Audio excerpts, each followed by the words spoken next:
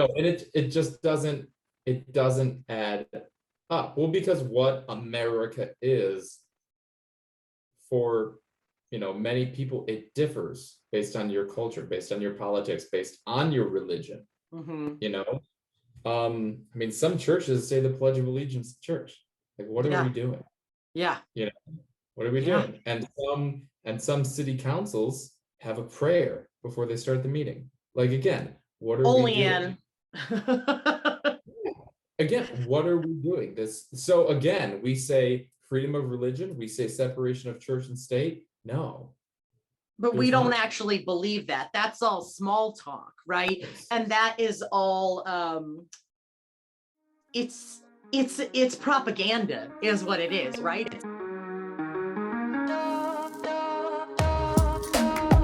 Hi, my name's leowt, and you have found your way to the Conversations podcast. Conversations exist to create spiritually minded conversations about life. We desire to create safe space for dialogue and community. We desire to come together regularly and intentionally to generate conversations about life, belief, and the intersection of the two. Everyone is welcome at the conversation. Hey, friends, welcome to Conversations. This is my invisible guest, Justin Hubbard. Am I invisible? You were for a moment, now you're visible. It was just a voice. So Justin, you guys are catching, jumping in a little late in the game here. Justin and I have been chatting for a minute about cakes made out of human urine and snorkeling like one does, right? Yeah. But if you'll forgive me, I'm gonna need some water because it is hot AF out here today, and I'm trying to be a responsible adult and being hydrated. But if you are just joining Conversations for the first time, I am really happy to introduce you to Conversations, what we do, who we are, and my super awesome friend that is joining me. Conversations is spiritually minded conversations about life. My belief personally is that everything is innately spiritual because there's always more happening than what we can see, taste, touch, or smell. And that's just me. And that's what you get when you tune in. So today, I want to talk about something that people don't necessarily think of as a spiritual issue, perhaps, but I believe that all of the things that we learn and are taught and we ingest have an effect on how we play out in the world and how we live in the world and what we do in the world. And so today, I want to talk about America. I want to talk about the American dream, myth, ethos, what it is, who we think we are as Americans, what the world thinks we are as Americans, and how it affects the ways in which we engage with the world, politically, emotionally, spiritually, all of these things, because I firmly believe that, I know for me, being American is a part of my context.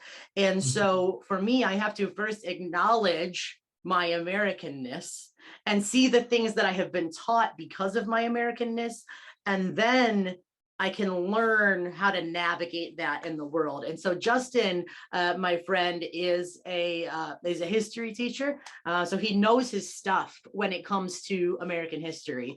And we are gonna run the gambit of American history and kind of just talk about how America came to be and what implications that has on how we live and breathe and have our being in the world, to use a little Bible language. So Justin, if you want to give a little bit of an intro, that's fine. Let people know who you are and why we should listen to you.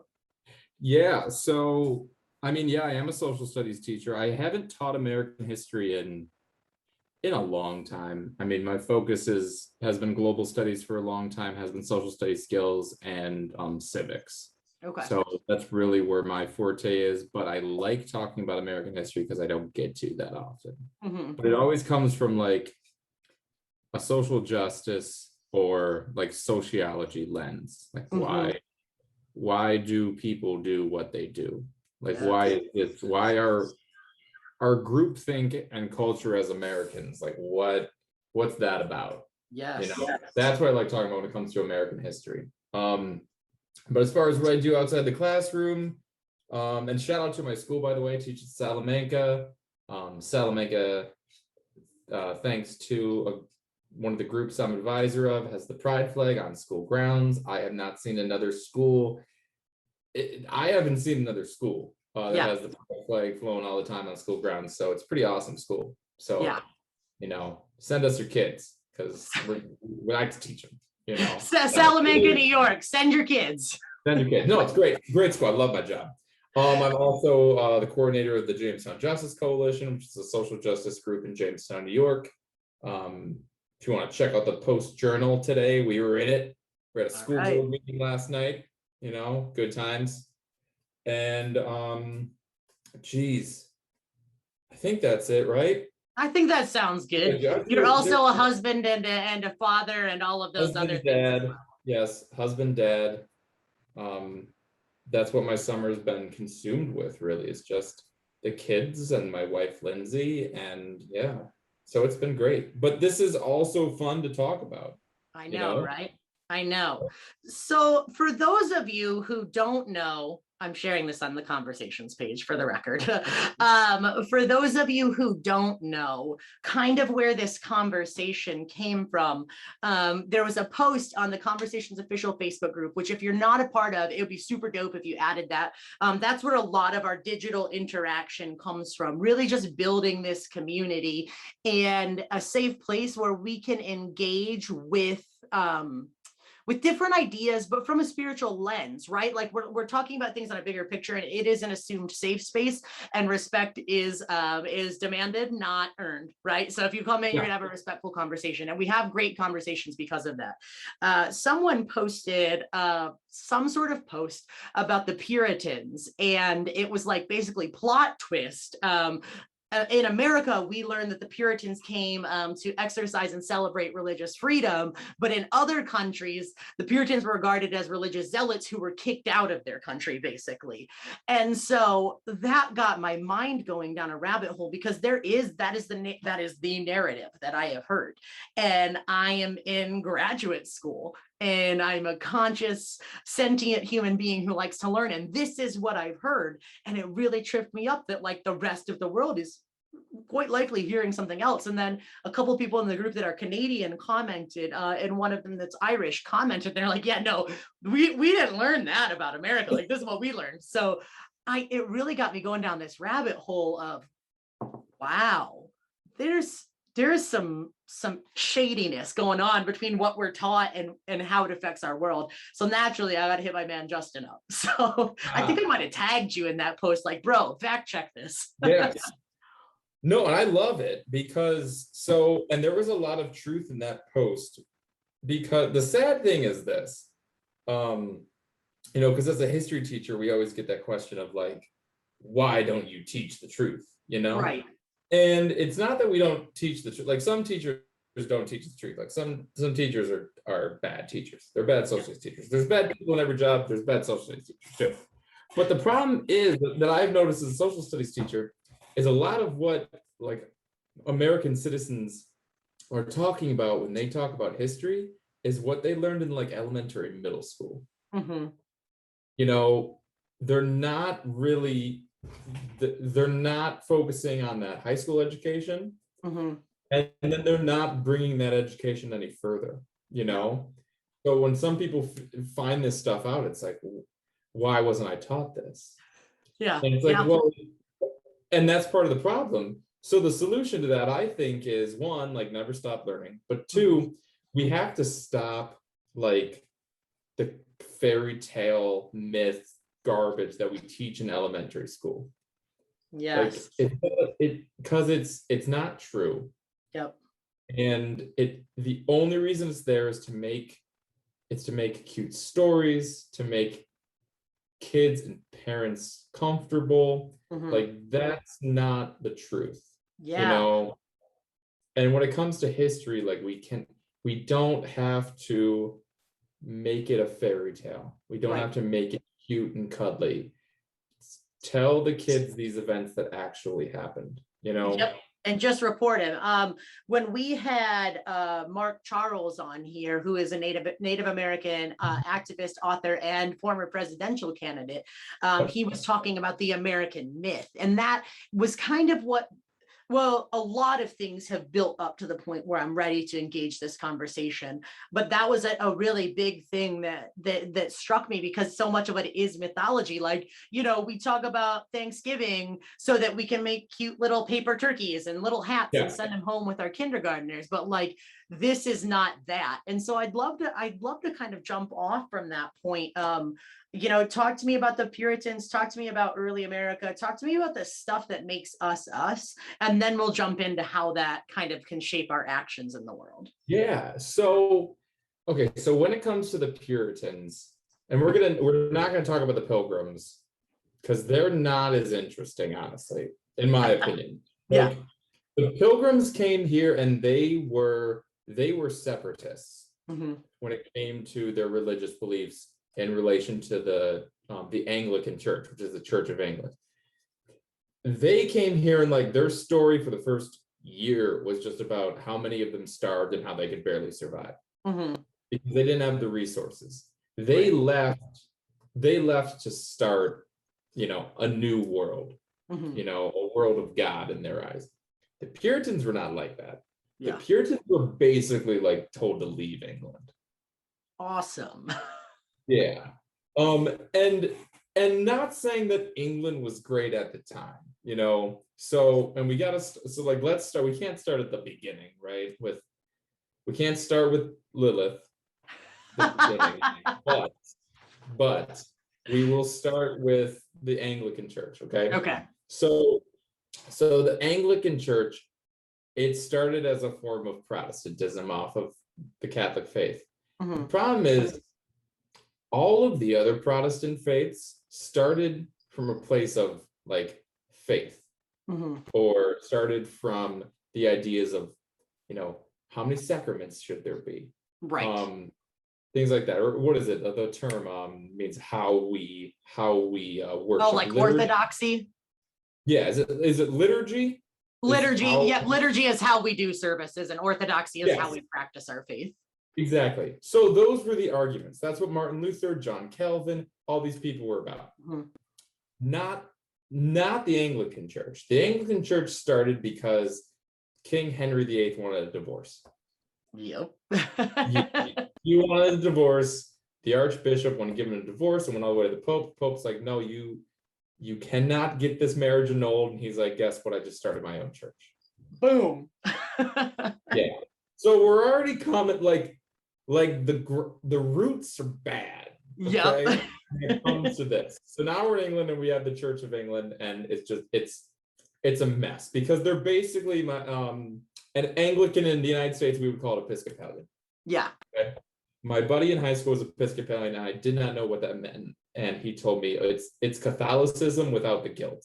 Yep. Catholicism light. Yes. And if you look at it, that's pretty much what it was. It was it's very similar to Catholic. So the Puritans weren't separatists. They wanted to purify the church. They wanted reforms. They wanted more modesty, stricter gender roles. They wanted government to basically create the kingdom of God. Yep. And they were not willing to separate themselves from the church. They were going to do it within the church. Yeah. And they had a lot of power because a lot of the Puritans had money and status.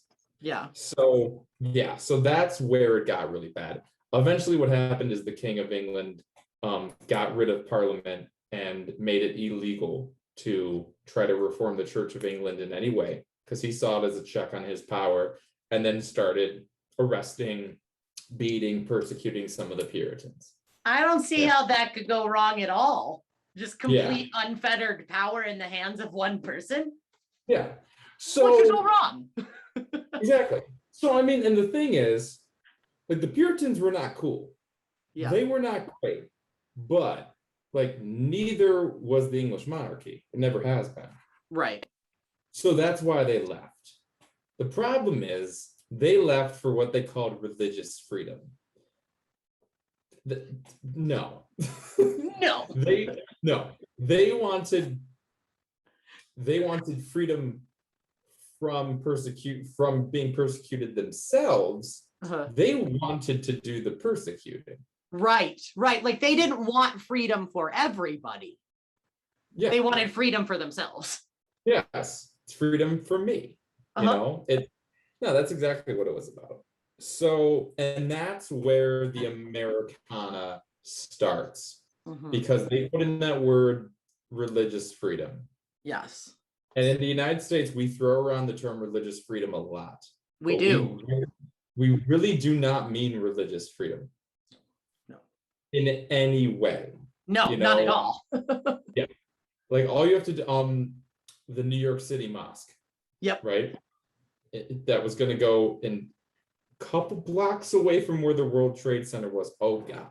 Yeah. One of the worst things that, it's things like that. We do not have religious freedom in the United States. No, if you want to talk about religious freedom, please let's open a congressional, function or a baseball game with a prayer in Arabic.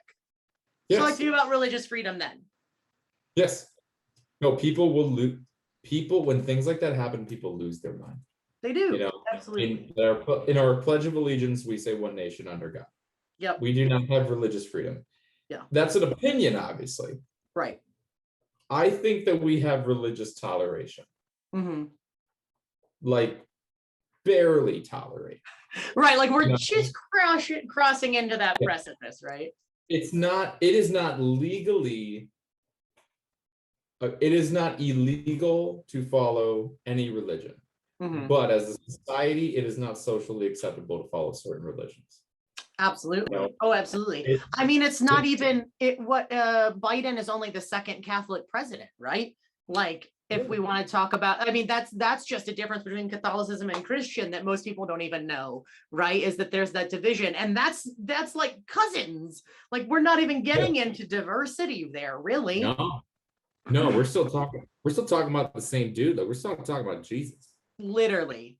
No, we forget that JFK, the first Catholic president, some of the campaigns against him were people saying no, he's going to sell the United States to the Pope. Yeah. It was the dual loyalty.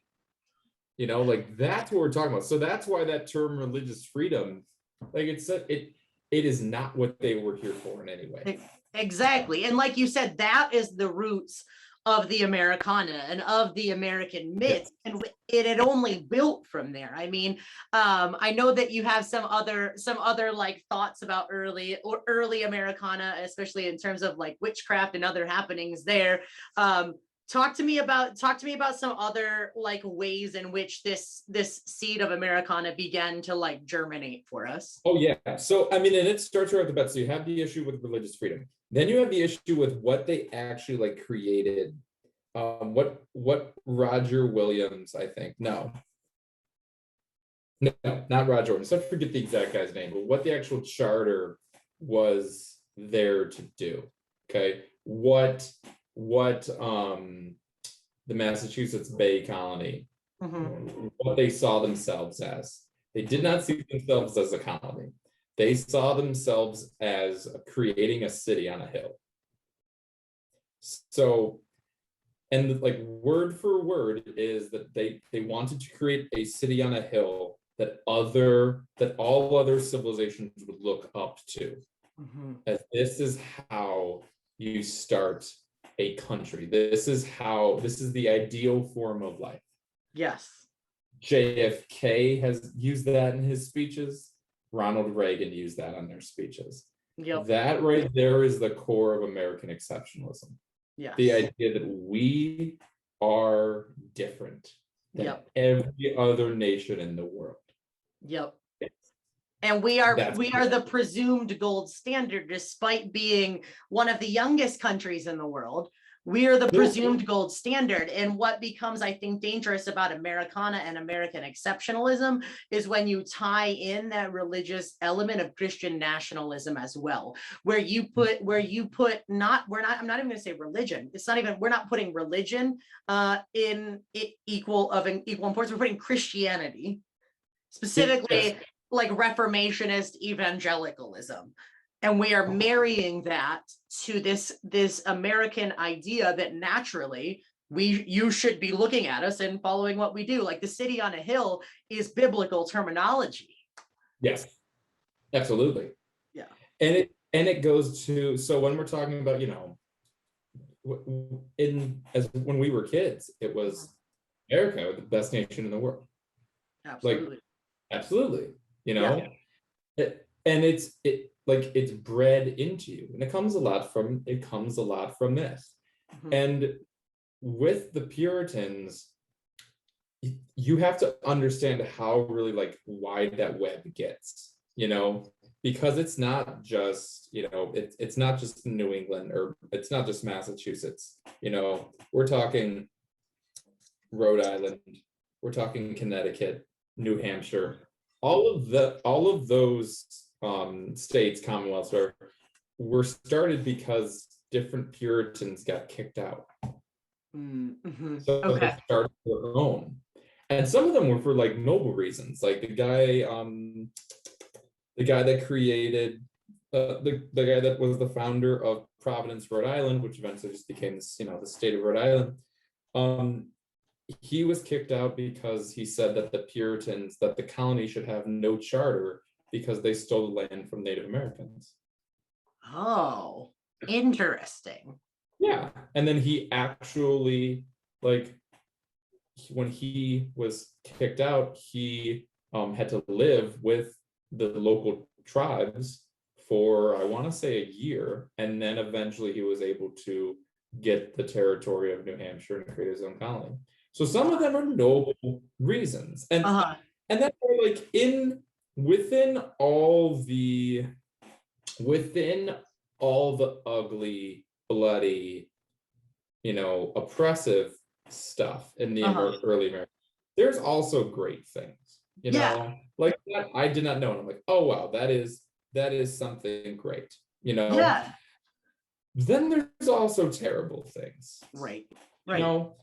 So like the Puritans, as they continue to be in the United States, they only grew more conservative,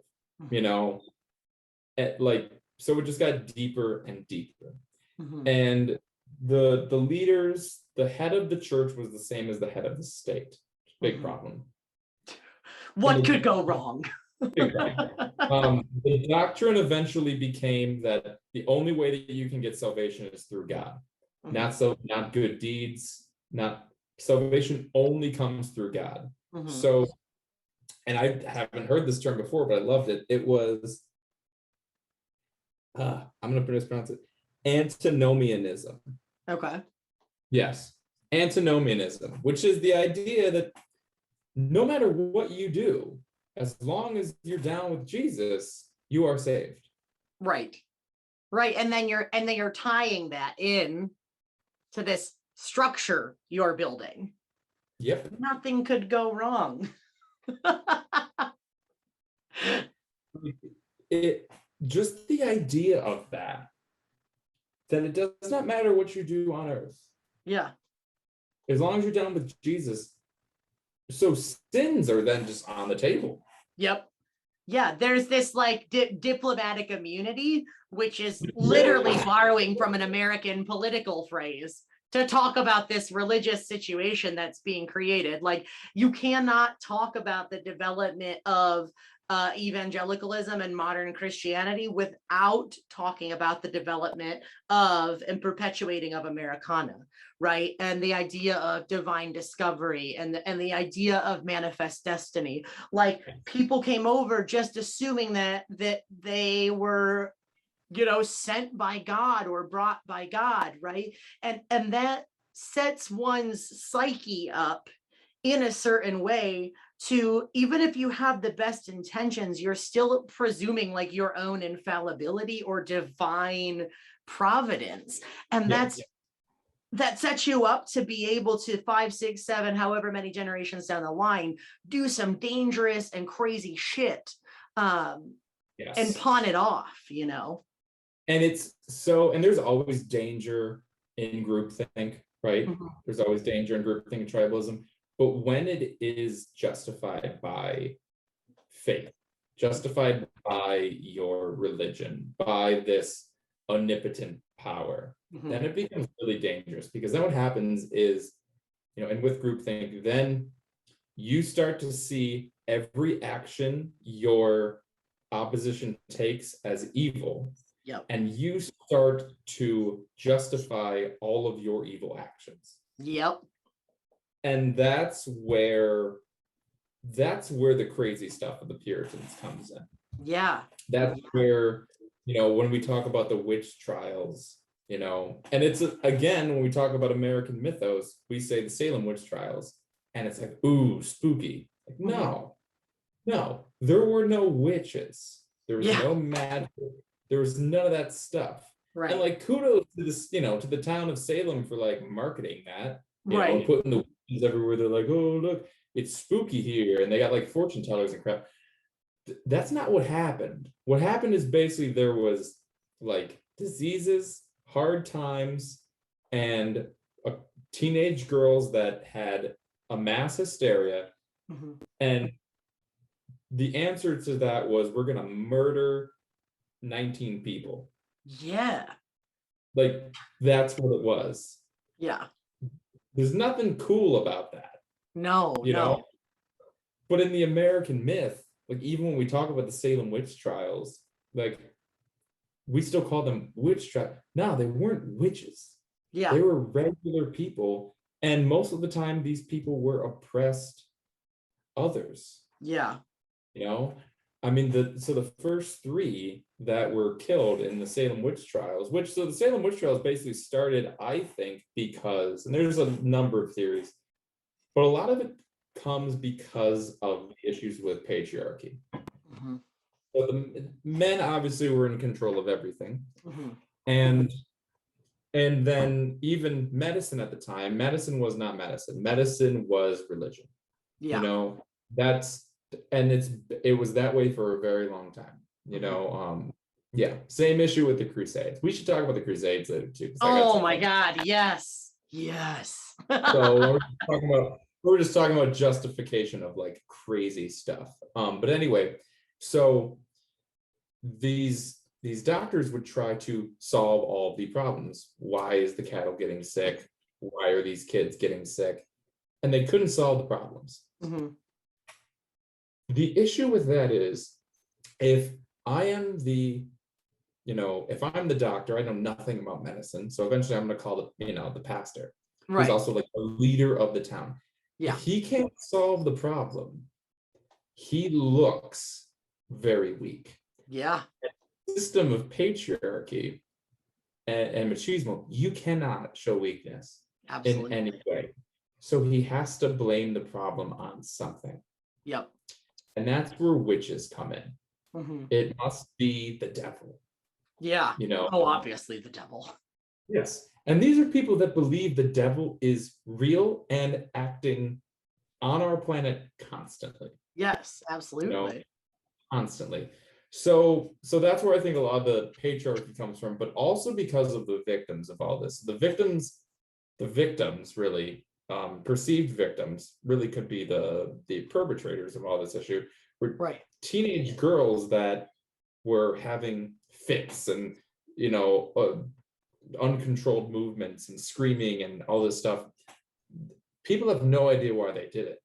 Some people think they were like drugs. Some people think it was just mass hysteria. Other sociologists think that it was a way for teenage girls to actually get power. Girls at that age, teenage girls at that time, were married off early to older men, were basically property. They had no power whatsoever. Pretending to be possessed and watching your town freak out because of it gives you a lot of power and agency. That totally makes like psychological sense in terms of developmental stages with teenagers too. Like that makes so much sense. Like it's the idea of like negative reinforcement, right? If we're talking like parenting terms. So that was like their way to strike back at the patriarchy and assert their own agency. So not only like you can already see in that this downfall of the American mythos as well, because like it creates a situation where there's a false enemy, right? A false other. Like, Yes. I think that unfortunately that's also part of America and Americana and American mythology, is like, what is America without an other? How many times have we not been at war in our history? It's not a lot. Basically from like, I mean, it depends. Really modern, it was when like I was a kid in the 90s. Yeah. It was Gulf War to 9/11, Yep. you know? And that's part of the reason why, like, when everyone talks about like, oh, the 90s were so great, it was the only time in our lifetime that we haven't been at war. Yes. Yes. Whether it was the Cold War, the Gulf War, like, yeah, or the, the war on terror. It's the only time that we weren't at war. So Yeah. it was really built to Exactly. not be at war. Yeah. And I feel like in some ways, like, we've really like engineered an other so many times, right? To keep control and to keep that patriarchal and divine authority in place. Because like, I think about this all the time, in terms of both modern American like philosophy and ethos, and also in religion. Like, what is America without an other? What is, Christianity without perceived persecution, right? It's they feed off of those things, you know what I mean? And that in that way we start to see how that puritanical mindset and that Salem witch hunt mindset, you can start to see how it shapes the ways we act in the world today. Because like, today in America, we're not, the neo-patriotism thing that's happening is like, if you say anything that's critical of the government, you're anti-American, but also don't tread on me. Like, how somehow those are supposed to be the same thing. Yes. Don't trust the government, but be proud of the flag. Exactly. Like no, and it just doesn't add up. Well, because what America is for many people, it differs based on your culture, based on your politics, based on your religion. I mean, some churches say the Pledge of Allegiance to church. Like, what are we doing? Yeah. What are we doing? And some city councils have a prayer before they start the meeting. Like, again, what are we doing? Again, what are we doing? So again, we say freedom of religion, we say separation of church and state. No. But we don't actually believe that. That's all small talk, right? Yes. And that is all it's propaganda is what it is, right? It's a political marketing scheme, which is propaganda. And it's a political marketing scheme that is designed to perpetuate itself, right? Yeah. And I think that situations like that give rise to people like Donald Trump, right? To give rise to fascist situations. And I know the rise of fascism is a favorite of your topic of yours as well. And I think that what we've done is set the stage for this political hyperbolism with a human caricature like Donald Trump, right? Because we've set the stage for this need for infallibility and complete denial of responsibility and complete and absolute like claim to authoritarian greatness. Absolutely. America, so I forget who the quote is from, but there's a quote that in America, fascism will come wrapped in a flag. Mm-hmm. It's like, absolutely. Mm-hmm. Germany, so people think when they think fascism, they think Hitler. Hitler was a fascist, obviously, but that form of fascism could only work in Germany. Right. Just like Mussolini could only work in Italy, you know? I forget the guy's name, but there's a current president in Hungary. He's fascist. Yes. Yeah, that's what he is. Yes. In America, the way that you get fascism is through patriotism, which is actually nationalism. That's another issue where we have a very blurred line, between patriotism and nationalism. And it will come from Christianity. It'll come from that evangelical wing of Christianity. Yes, absolutely. We've seen that constantly. Now, that's not saying that, liberal, non-Christian Americans, as present would necessarily be better. There are also bad stuff There's some bad stuff that can come from the left, can come from non-Christianity. We're not going to talk about Cuomo. Exactly. But that's not fascism. Right. It's different, you Exactly. know? And I mean, since we did mention Cuomo and Trump, there's not that much of a difference. Yeah. There's really not that much of a different style, way of going about government. I mean, I have to really look into it. I'd have to look into Cuomo more. But as a governor, he was pretty fashy. You know? And he was not left. Right. No. Right. Like people that are like, he was so progressive.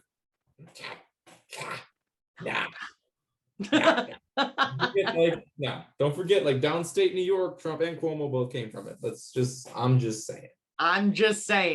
Yeah. And they came from this factory of Americana, of American American exceptionalism and patriarchy and just assumed supremacy, right? Yeah. And I think that a lot of times when people are like, oh, okay, boomer, this idea of okay, boomer is much of that idea of this assumed level of privilege and perfectionism, perfectionism. But the problem is that like, that is just an assumption. That's not actually an earned title, right? Like you haven't earned your credibility. You know what I mean?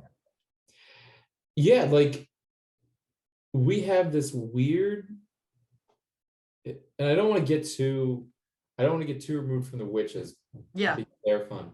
But we have this weird thing in the United States, and we're seeing it now with like the whole issue with minimum wage rising and unemployment benefits, where we're the best country in the world, but you have to pull yourself up by your own bootstraps. Oh, and I'm like, okay, like, so to me, those are very much opposed, because the phrase pulling yourself up by your bootstraps was a joke because it's impossible to do. Like, try to sit on the ground, grab your shoelaces and pull yourself up. You cannot do it. You can't do it. It's logistically impossible. So just that idea is trash, but we use it again as that American mythos. You pull yourself up by your bootstraps. Yeah. And the people that are telling us that are either like if we're here at level 1, they're at like level 1.25. They're like, I made it. I'm like, nah, you did. You didn't really make it, right? You didn't really make it, bro. You know? Like, so many people think that way in terms of American economy too. People will claim the title of middle class when really middle class is not what you think it is. Like people will claim middle class here, like and I'm like, bro, you are lucky if you're cracking upper low class. You know what I mean? If you want to look at the actual demographics, like upper class, the 1% wants you to think that you have arrived because you paid all your bills and still have some savings. Our idea of middle class got blended with working class. Yes. They're not the same thing. Not the same thing. Like middle class came from, and that actually can bring us to the Crusades and or the Middle Ages and the plague and all that crap. So that the idea like working class started after the Crusades, or not the Crusades, started after the plague. Because like a third of Europe died. And once a third of Europe died, wasn't that many of them left. And they said, yeah, we're not going to do that work unless you pay us. Yeah. What we're experiencing in the United States right now has a lot of that same energy, where we're going through a pandemic. We can stay home and still do okay, or at least just as good as if I was working that horrible job. And all that advice you gave me to, well, if you want a better life, get a better job. It's like, you know what? You're right. I'm not going back there. Yeah. Just people are losing their minds because it's breaking that myth. Yep. It's breaking that idea that it's your fault that you're working here, which is why I can treat you like crap. You know, which is why I don't have to worry about how much you make because you keep my prices low. Yeah. That whole thing is cracked now. Yeah, The the myth is whole broken. system really is cracked. And that's what's funny, because I find this American mythos, pull yourself up by your own bootstraps thing, becoming a very common narrative now. Like when we were out in Olean protesting, right, for Black Lives Matter last year, we did a weekly protest. Shout out to the people who were there every week, because there were some that were there and there were some that were not. And that's a Yep. whole nother story. Yep. But we were there every week, registering voters and saying Black Lives Matter. That was it. And you know what one of the most common things was that people yelled at us? Get a job. And we're like, it's 6 o'clock on a Tuesday. We have 3 business owners here. Like, what are you talking about? But the system is cracked now. And suddenly I'm not worthy because I'm not at work at 6 o'clock on an evening, or I'm not a good American because I would rather collect the unemployment insurance that I paid for. Yes, you paid for it. I personally been paying for unemployment since I was 14. That is when I first contributed to the unemployment fund. So yes, I will claim it. But apparently I'm a bad American for not pulling myself up by my bootstrap and going back to either a terrible job or a job that's going to expose me to potentially to COVID. And this is, I think this is so important, because you see those early trends of Americana and you see the insidious DNA of it bring us to where we are today. Well, the oppression and, I can't find the word right now, but the way we treat the other. And that comes up with the Puritans as well. I mean, with their very name, they wanted to purify the church. Yeah. Very problematic. But look at the people that were the victims of, of the Salem witch trials. We're talking about, like, the most common name that people know is Tituba, who was, a Black woman who lived outside of the village. She was accused of being a witch. And then there was one woman who was, where'd my notes go? Anyway, there was one woman who was homeless, and there was one woman who didn't go to church. Those were the first 3. A Black woman, homeless woman, woman that didn't go to church. Those were the first 3. They were the other. They were the ones that went against the social grain, the easiest ones to blame for the problems. Now look at what we do in America to this day. Immigrants, they're the problem. I mean, all you have to do is go on any, like, little conservative town, Olean, Jamestown, whatever, on their newspapers, Facebook. Anytime you look at the comment section, you'll see, well, why don't they close the southern border? Because that's where all the COVID's coming from. Yeah. Yep. You'll see, like, every time. What? Like, what? No, it doesn't, but that's the thing. Yeah. Othering, discrimination, prejudice of any kind doesn't have to make any logical sense. No. No, because we're not bound to logic, because someone put in the comment feed, your mom's on here. Hey, mom. Your mom dropped in the feed that, for example, Cuomo, who came from a line of power and he was raised to claim power.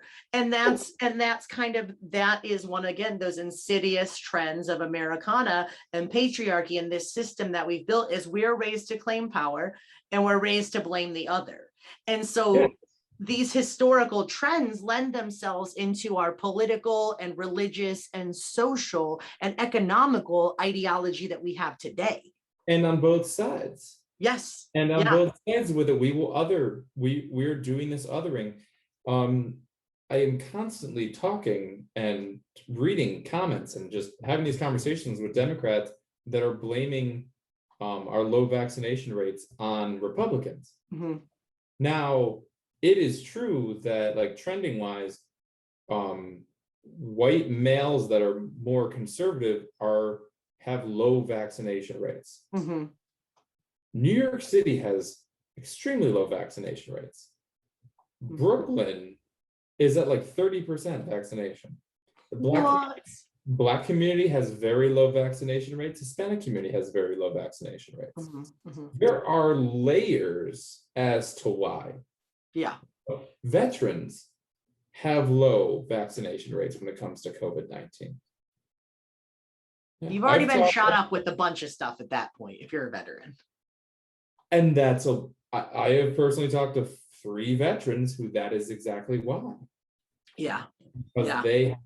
they are required to get inoculations. Yeah. And they got sick. They dealt with all the so they're like, no, I'm done. Yeah.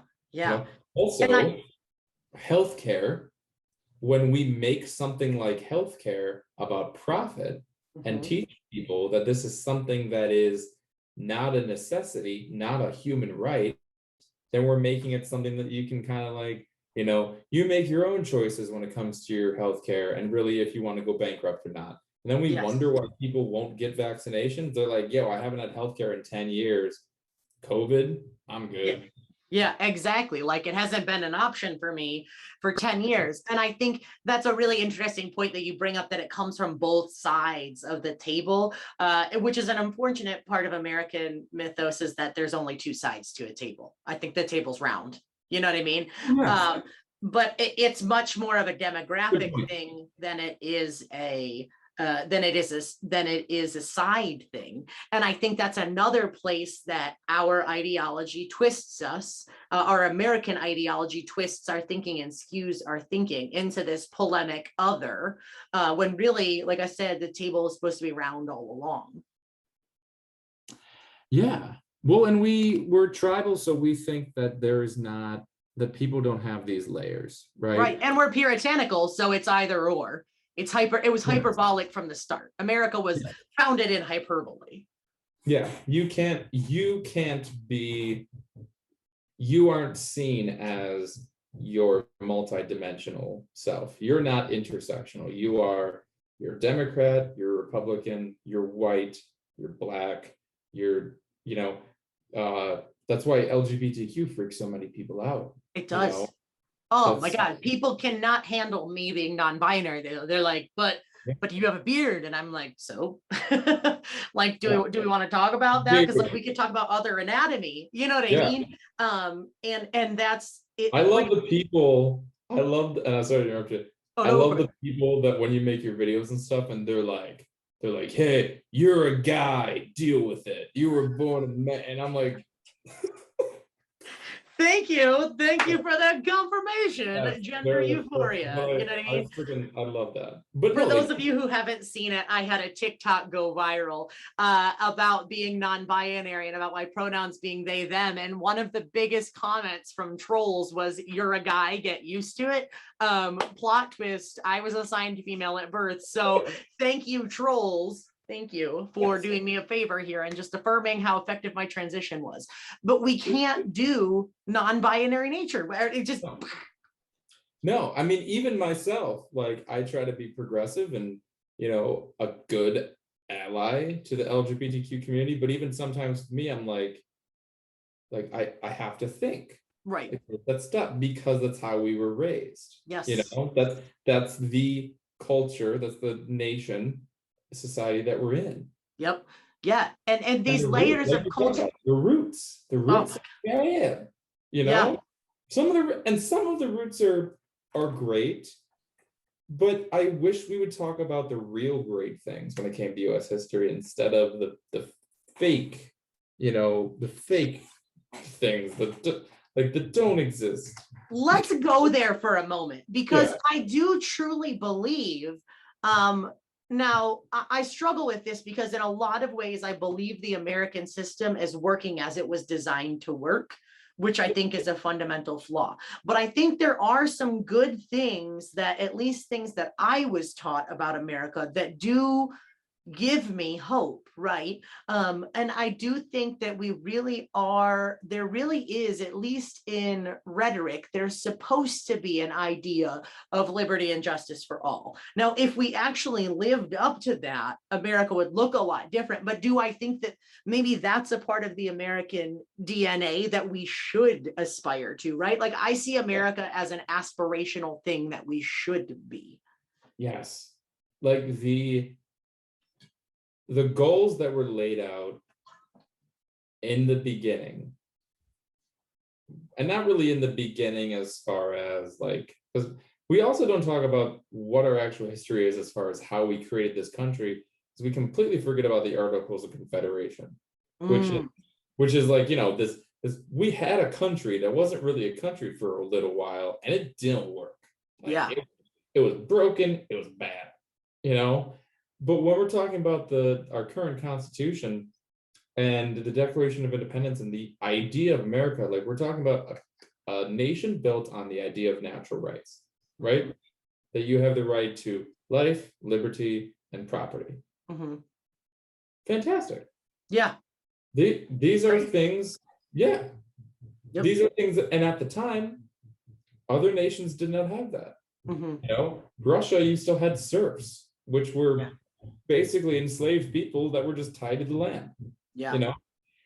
You had peasant classes in most of Europe, and of course, and still to this day, when we talk about these ideas, life, liberty, property, the idea of natural rights, the idea of separation of church and state, the idea of freedom of religion, these are great ideals. We have yet to achieve them. Absolutely. But as a country, we should be able to say, look at the foundation, look at the things that we were made on.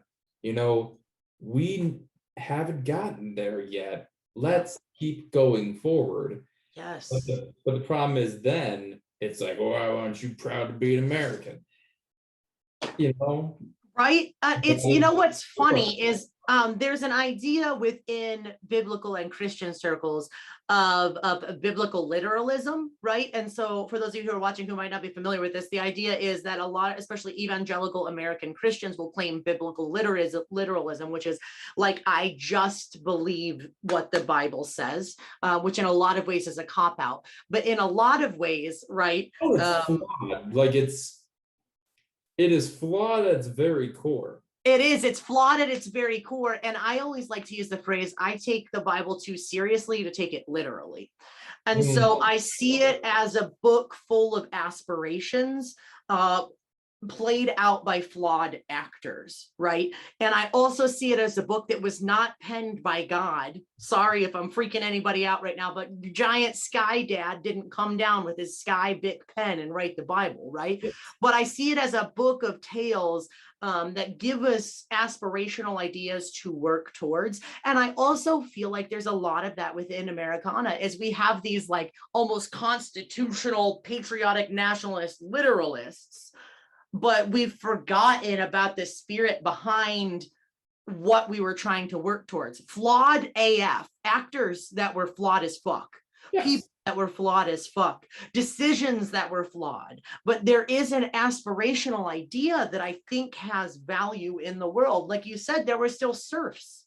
You know what I mean? Oh yeah. And we had people that were enslaved. Absolutely. Yes. But you cannot, in my opinion, you cannot free the enslaved people without having that foundation of what natural rights really are. Yes. That's what I think is important, because that's where it comes from. Is, if we're going to say something like, all men are created equal, you might want to actually do that. Yeah. We might want to see these people as men. Yes. And then if we're going to say full men, not 3/5 of a man. Exactly. Or a merciless savage. Yeah. And then if we're going to see these people as men, when can we start seeing women as equal to that? So I think I think it's one of the I think it's one of the flaws of people on the left sometimes. And I'm on the left, but that's why I criticize the left a lot. And it's something my dad like really has been hammering home to me the last couple of years, and I'm starting to kind of get it. Like, we have to claim our patriotism. Like, no, I am proud to be an American. Yeah, I'm American too, and because of that, that's why I'm going to make this country better. Like, that's why I'm going to work to fix stuff. Yes. Okay. So at the same time, my friend Suzanne commented on here in the comments about how at the same time as this, our right to dissent and to assemble and to address grievances is supposed to be a fundamental tenet of American philosophy, but that is what is cut off. And so I feel like we run into problems with both faith and country, faith and Americana, Christianity, Americana. We run into problems when we start to truncate the idea that there is a need to be self-critical. I interviewed Dr. Rachel Mikva, who's a rabbi and a professor at my seminary a couple months ago. And she wrote a book called Dangerous Religious Ideas. The subtitle is The Deep Roots of Self-Critical Faith. And what you'll see is all of the Abrahamic faiths are actually deeply self-critical if you really read the book, right? Yes. But when you cut off or truncate or disavow that need to be self-critical, then you become unhinged. You become Donald Trump, you become fascist, you become domineering. And I think you see this same sort of thing happen within America as well. Like when you truncate that self-reflexive nature that is supposed to be built in to the country, when you cut that off, everything starts to go awry. Absolutely everything. Yes. Yes. No, there's so much truth in that.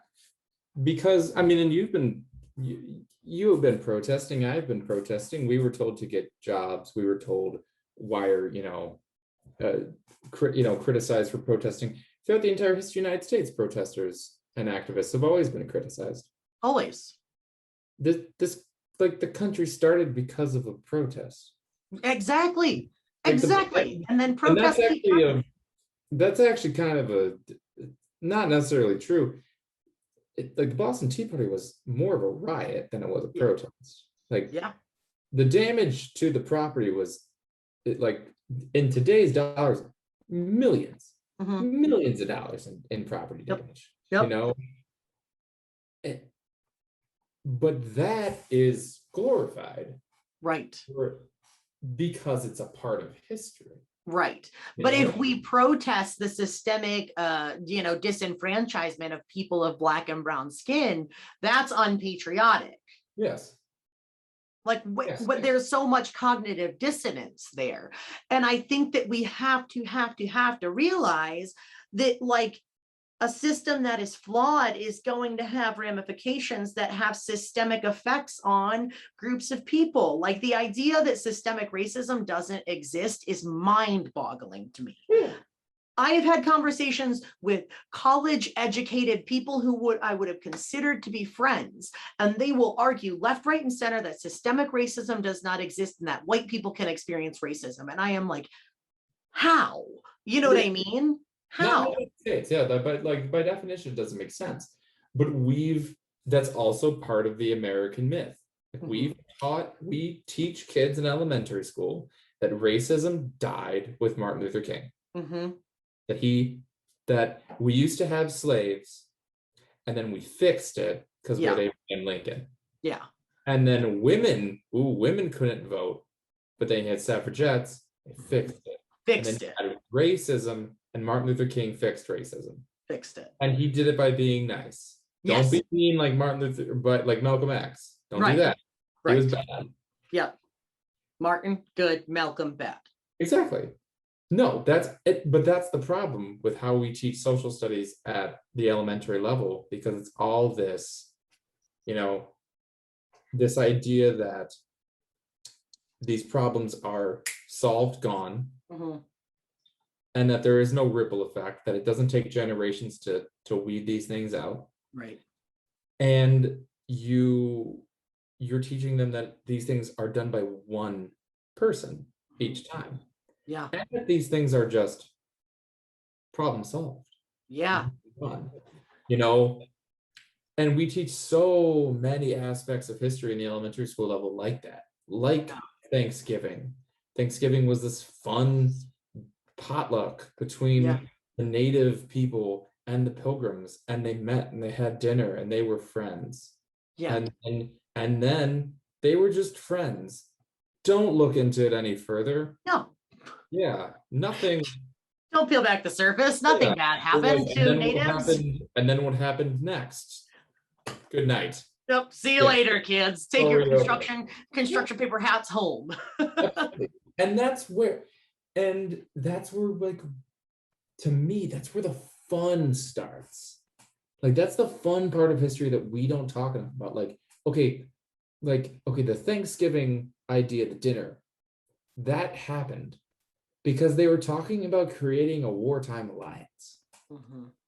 And the only reason that they were talking about creating a wartime alliance because the Wamapogue nation was just decimated by disease that was brought over by the Pilgrims.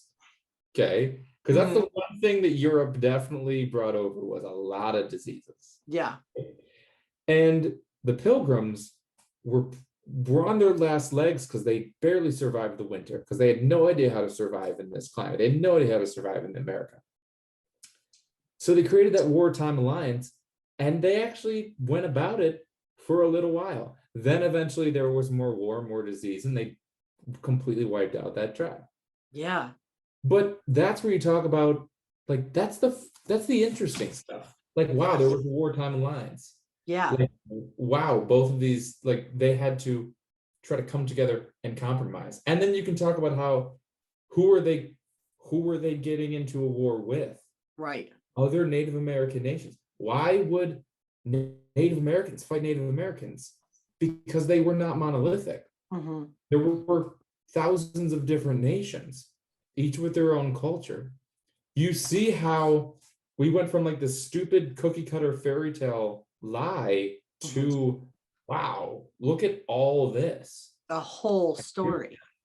You're telling me that this Native American nation isn't the same as that Native American nation? Mm-hmm. And then you get into something like King Philip's War, which is just like, there's so much more there. If you start to actually peel back the layers, that's when we can get people really interested in history.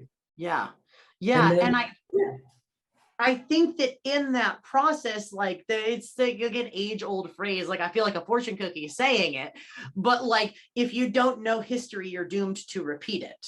Yes. And I feel like when we buy into the American mythos idea of American exceptionalism or nationalism, we fail to learn from people who have been there, done this before. Like if I was Europe, I picture Europe as like a parent, right?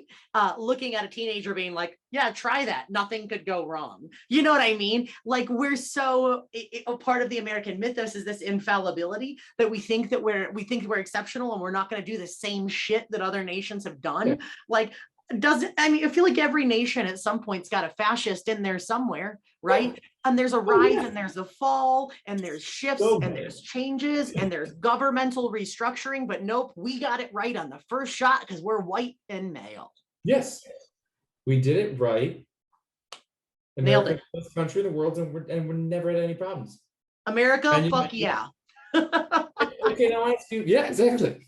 And I'll ask you this: when did you first find out that America lost the Vietnam War? Maybe never. Yeah. When I was a kid, I was just like, yeah, America undefeated. We don't lose wars. Yeah. Vietnam, Korea, we won them. Like Cold War, won it. Gulf War, won it. Did the thing. Yeah. Interesting fact too. I dropped that number of years that we've been at war, and I tagged my friend who told me it. And she came through. Suzanne came through. Hannah, dope ass Hannah that you did a bunch of videos with. Her mom came through. But as of 2005, we have been at war for 222 of the 239 years since we became a country.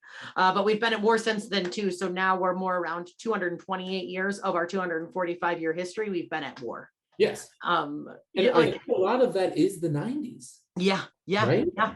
Exactly. I mean, we have to, like, you got to think about like Somalia. Mm-hmm. Because I don't know if that, like, if we're going to count that, but like a lot of that is the 90s. And that's why, like, millennials, when we think about like our childhoods and like, wow, why is everything like so messed up now? It's like, well, we lived in a peaceful time. Yep. So yeah, thank you to her for I know it was such a clutch. It was such a clutch thing. I had to bring it up. There's also some good conversation about Native American women who inspired early American feminists. There's a link to a book called Sisters in Spirit if anyone's interested in that. So when it comes to Native American women, we're not even talking about like early American feminists. We're talking about without the Iroquois Confederacy, we don't have the American government as we know it, period. Explain. So the Iroquois, and we also don't have the United Nations, we don't have the League of Nations, none of it. So the Iroquois Confederacy is actually 6 different Native American nations that were all warring at the time. I don't know if I'm going to take it. Let's see if I can do it. So this is a big test for me. So we have the Seneca, the Huron, the Mohawk, Oneida, and I want to say Onondaga. Onondaga was what I was thinking too. Someone check that for me because I want to make sure. But anyway, the big players in that were the Seneca and the Mohawk. Seneca were all the way on the western door, Mohawk all the way in the east. Now, these were warring nations, all that. The way that they got together is they actually had to have conferences. And and I'm shortening it a lot, but they had to meet as these different warring nations. And that's where the idea of the Longhouse came in. The Longhouse was meeting all from these different nations, forming a confederacy where we are each our own individual nation, but together we can form this and we're strong. And the way they did it is, I think it might have been Hiawatha. I'm not positive because there were 2 different guys, but he had an arrow like this. He had a bunch of different arrows, and he said, "Everybody break an arrow." They each broke the arrow. He was okay. And then he got the arrows and tied them together. He said, "Now break it." And they couldn't. And that's the idea of the Iroquois Confederacy. And it was the idea that women have a role. They're actually the heads of the government. It was the idea that men have distinct roles, mostly as warriors. So like the men could be chiefs and basically like head of state, but women were the ones that elected the chiefs. And we're talking like documented things like there was divorce among the Iroquois, and women had the right to do that. You simply, because your husband had to move in with your family because of matrilineal system, you took his stuff, you put it outside the door. He no longer lives there. You have divorce. Like we're talking like the bedrock of a lot of these things. Yeah. You do not have American government without that. Without that. You don't. And of course, Greece and Rome and other, of course, but it was right there. Yeah, there was a palpable influence, right? When we're talking about Native American influence on American government, but we don't want to talk about that either. Like, there's people who don't know that Native Americans still exist. Like, there's people who think like Indians are a thing of the past, right? Like, no real idea. And that blew my mind when I was reading in preparation for this conversation today about people who literally just didn't know that Native Americans still exist. Presumably not in this area, because we do have Salamanca and some more cultural competency. I'm not going to say a lot, but I'm going to say some.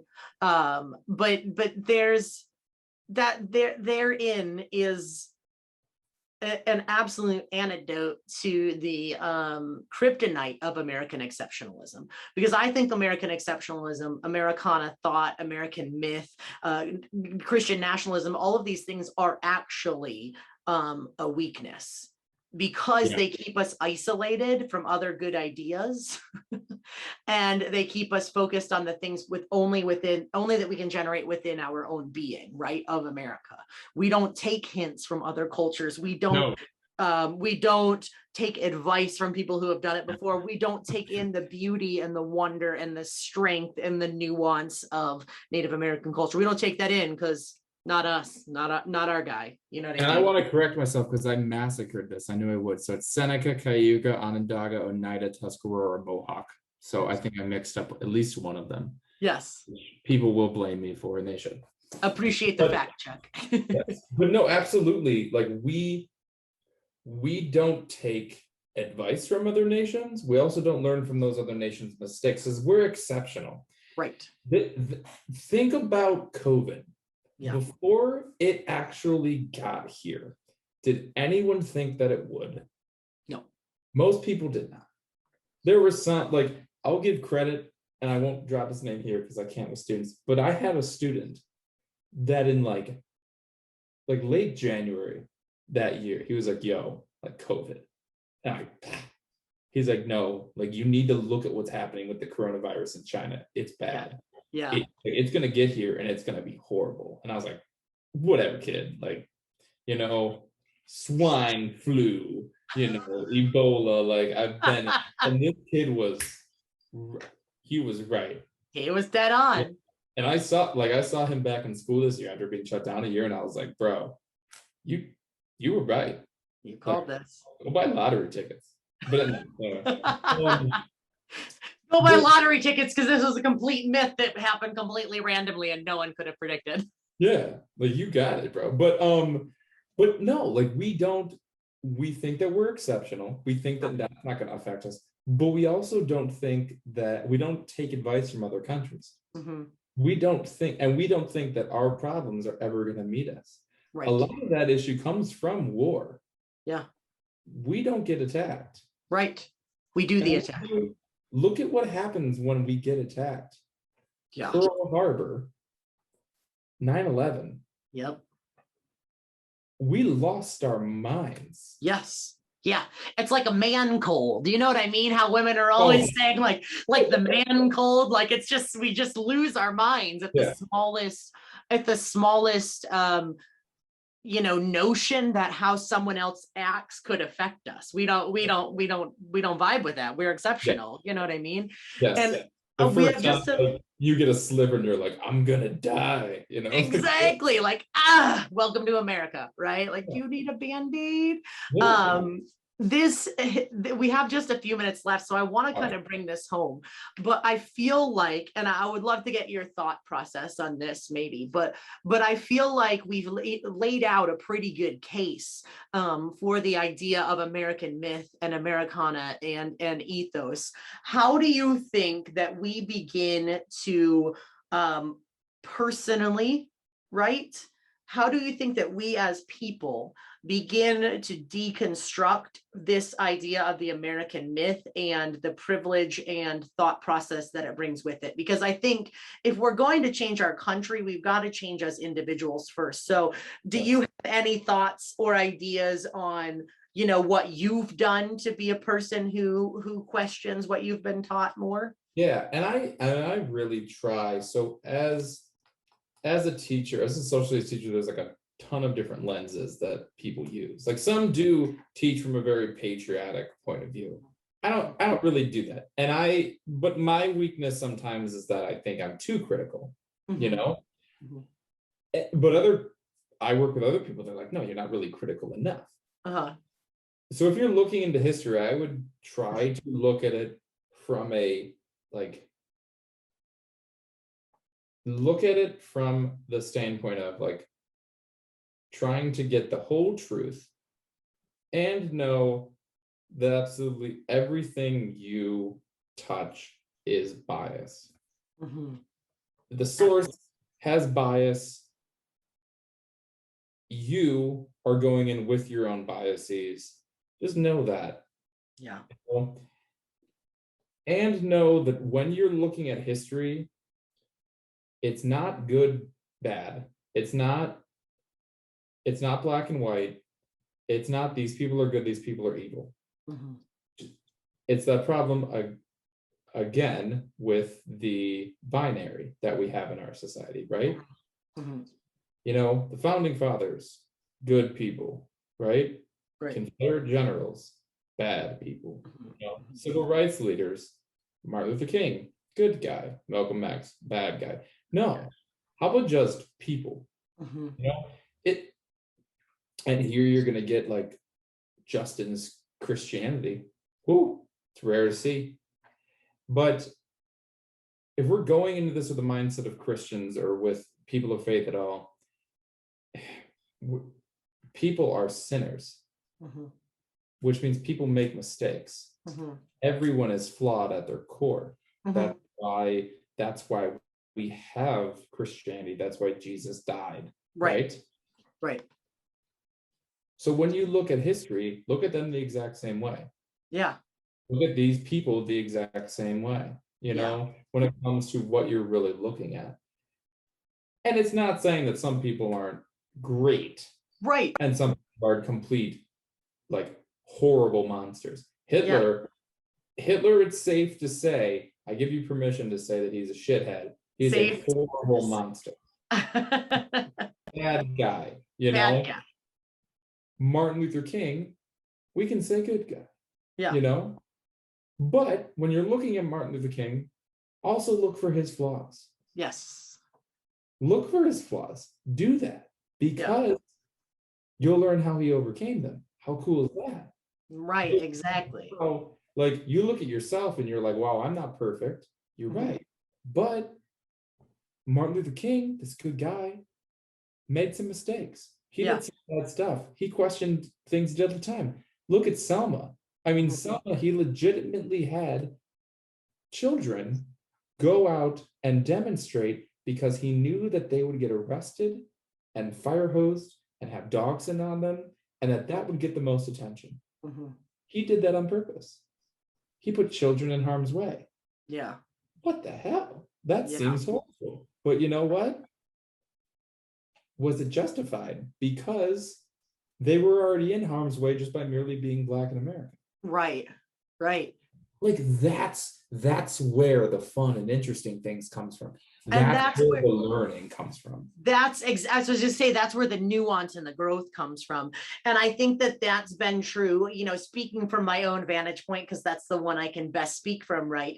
For me, such amazing growth has happened in me as a person. And I'm talking within the past year, right? I'm talking within the past year. Amazing growth has happened within me as a person, because I've begun to be cognizant of my own fallibility, because I realize that I'm taught to not believe I'm fallible, right? I'm white. I'm not fallible. I'm white. There's no inherent privilege with that except for perfection, you know? But I've also, I've begun to look for the fallibility in myself. And I've also begun to learn to be cognizant of the lenses and biases that I have within me. Because a bias is not necessarily bad. It's a morally neutral thing, right? I am biased to think certain things about winter because I've experienced it all the time, you know? I am biased to think certain things about masculinity and femininity because of the culture I live in. So it's not necessarily a disavowing of any and all bias, I think. And I think this is where people run the risk when they say the term colorblind, like, oh, I don't see color. I think that's a cop-out. I see color and I acknowledge the differences that it creates. And I choose to step into the understanding that you have something to teach me and I have something to teach you. And it's of equal merit, no matter what color our skin is. And I think that we have to cultivate that self-reflexive nature within ourselves emotionally, within ourselves sociologically, within ourselves spiritually, and within ourselves, you know, as a political agent in this world. We have to cultivate a knowledge of our own context and both acknowledge it and be willing to see that other people have context and learn from them. And I think that that's something that the past year has taught me even more than I ever realized before. 100%. And the thing, and man, and when we look at history, so as a social studies teacher, I really try to focus on this in my classroom is, whenever you're looking at history, don't just look at it for history's sake. Look at it for yourself, like self-growth. Yeah. And I think what you just mentioned is, like, you're looking at your own biases. Like, there's no reason why we can't just take everything that we're experiencing in our life and try to learn something from it. Absolutely. And I think that's where America is having, where we as a country are having so many issues, is we have people that are told that they are infallible, that they, and that this country is the greatest, you know, place on earth. Yeah. And the issue with that is that when we hear that it's the greatest place, the best country, you have every opportunity, and then I'm still struggling, then I still can't put food on my table, then I still have to worry about how I'm going to feed my family, then what's the problem? Right. Why isn't this adding up? Right. And then we kick back to the other American tradition of otherism. Yes. That's where it's not that this country has flaws. It's that you are the one bringing all of us down. Yes. And you are not one of us. Yeah. You're not American, whether you're Black, whether you're immigrant, whether you're LGBTQ, you're of another religion that's not Christian, you're not really American. Yes. Yeah. Especially if that's the identity you want to have. Yes. You know? And in some ways, the system was set up to perpetuate that. The system was set up to shift blame onto the individual, much like within religion too. The system is set up to blame the individual for being flawed instead of perhaps it's the system that has developed over centuries that has created the problem. And so I think we have to first start by being self-reflexive and aware, and then we have to be reflective and critical of the systems with which we operate within.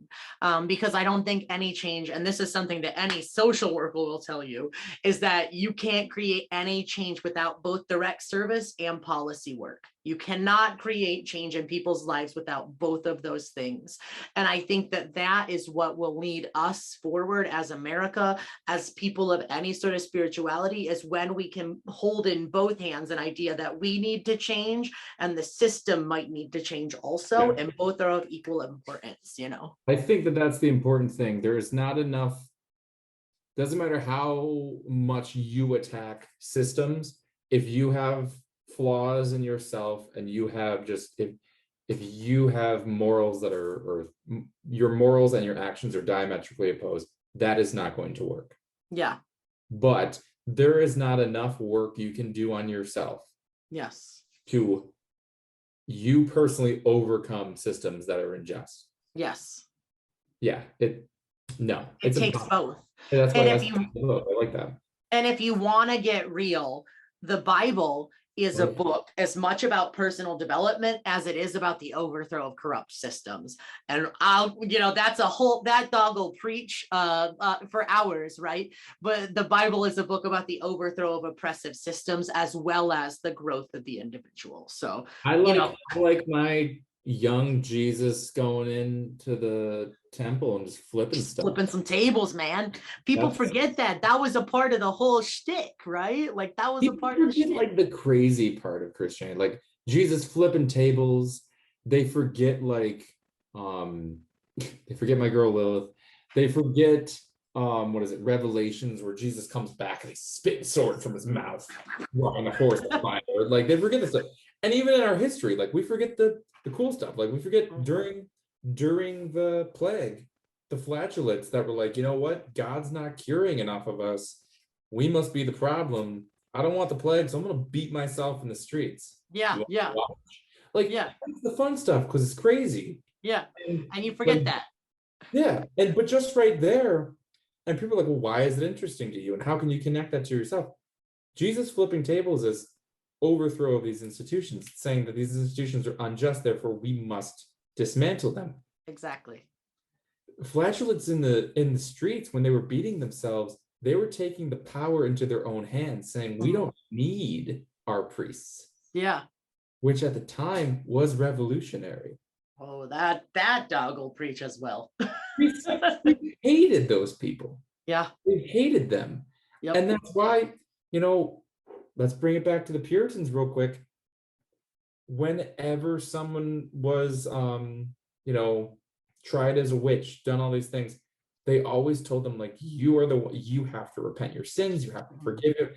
And the ones that didn't were the ones that they killed. But the ultimate act of rebellion that they had, which I think is very American, witches couldn't say the Lord's Prayer. They couldn't do it. And there are so many, hundreds of accounts from not only witch trials in the United States, but in Europe as well, of when these people were hung, they they started saying the Lord's Prayer. Mm. Like, as the noose went around them, they started yelling the Lord's Prayer. And it's just like this, that defiance, like that's the Christianity where I'm like, yeah, right. No. And that's the American vibe I can fuck with, right? And I hope Facebook doesn't take down this video because I said the F word, but like that's what I'm in it for, is complete and total unfettered commitment to both bettering myself and bettering the systems that are at play in the world so that other people can better themselves and not experience a ceiling or a limit or a stopping point, right? That's what I'm in spirituality for. That's why I still make these videos. If one person watched this video today and still got something out of it, it would be worth the effort, because that's what I'm in it for, you know? So. Well, I mean, and I love it. I could have, we could talk for hours. Yeah. You know that, Leo. Absolutely. We won't, because the wives won't tolerate it. And they will not. They shouldn't have to. Right. Yeah, we love our wives. We do. But no, that's why I love history. That's why I do love talking about faith and spiritualism, because it's like, no, this is how we really get through the system. Yeah, it's all enmeshed, and we can't do one without the other. You need direct services and you need policy work, right? Social worker and me. So well, Justin, I have to say thank you so much. Like, your expertise in this matter and the particular way in which your mind weaves together history and, you know, intellectuality and spirituality, it really is exciting to me. One of my most favorite people to talk to, because it's like you just get it, you know.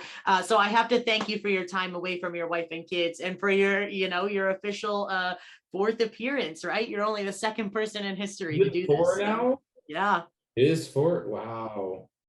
Yeah. So, I mean, I was featured in my school's yearbook, and I was. The featurette, like the description was that I'm like a mom that runs into a person they haven't seen in a while at the grocery store, and just everything. Yep. And they nailed it. They did. They nailed it. No, I love doing this. I love doing this. If the only person watching is my mom, then I'm fine. Yes, I love it.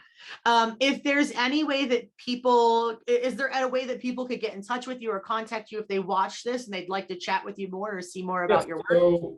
So, and there's a couple of things. So, like, I'm on Facebook, obviously, is where I do a lot of my social media stuff, but the coordinator of the Jamestown Justice Coalition, the leadership, myself, Shiloh Smith, who's the greatest person in the world, Alize Scott, who is maybe, I don't know, she's stupid, gorgeous, makes me look like garbage, and she's extremely smart. Yes. Like, makes me, again, feel stupid. I am garbage to her. And then, like, I start to think I'm radical, and then Ramisha Muslima, not even close. Like, no. Ramisha Muslima would fight everyone. Yeah, you have allied yourself with some strong and powerful women, and I have to think that was a really great move for you. It was a good move for me. Yeah.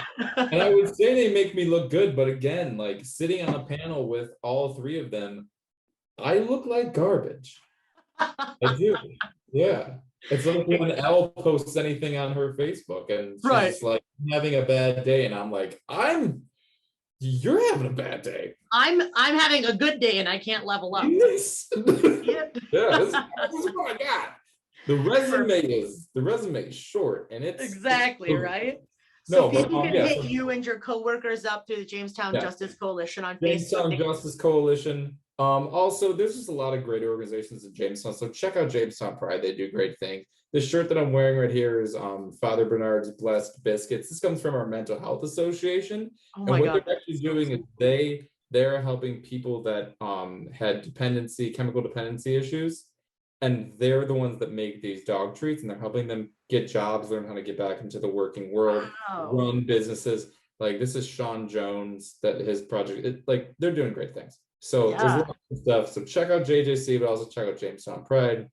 Check out our Stark County MHA. Go to, oh my God, like the Jamestown Public Market. Like, there's a lot of good stuff going on over there. Just come to Jamestown. Do it, man. Yeah. Always great to talk to you. Awesome. Thank you so much. Thank you, everybody who watched. I know moms out there. Thank you, Lori. Thank you, everybody who took a peek. Please like and share this video. It would mean the world to this burgeoning, spiritual community, whatever is happening here, mean the world to us. If you could like, comment, and share. If you could also hop on over to YouTube and drop a subscribe and some comments, that would be amazing. You can also find us on Apple Podcasts, Spotify, or wherever you get your podcasts. Subscribe and a download would mean the world, because what that actually does is tells the algorithm to send it out to more people. So that's the single best way that you can help conversations continue and grow. So thank you, Justin, for your time. Thank you for everybody who watched, and we will see you next week. Bye. See you, everyone. This has been the Conversations Podcast. Thank you so much for joining. If you have any questions or comments, or just want to get involved, feel free to join the conversation on social media. You can find us at Conversations Official on Facebook, Instagram, and YouTube. And please don't forget to rate, follow, and share this podcast. We're available on Anchor, Spotify, or wherever you get your podcasts. Thank you so much for joining the conversation.